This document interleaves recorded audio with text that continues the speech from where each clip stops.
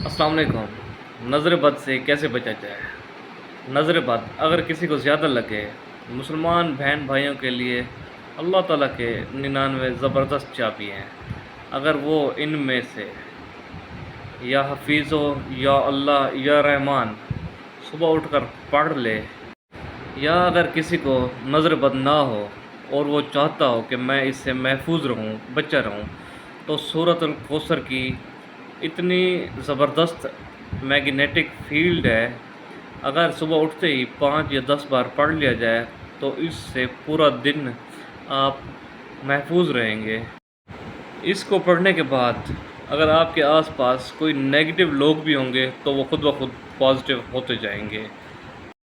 اس کے علاوہ آپ کو وہ لوگ بھی یاد کرنا شروع کر دیں گے جن سے آپ 10 سال پہلے ملے ہوں گے۔ اللہ تعالیٰ نے اس میں اتنی تاثیر پیدا کی ہے، یہ میرا ایکسپیرینس ہے، نہ کوئی لکھی ہوئی بات ہے نہ کوئی کوڈ کی ہوئی۔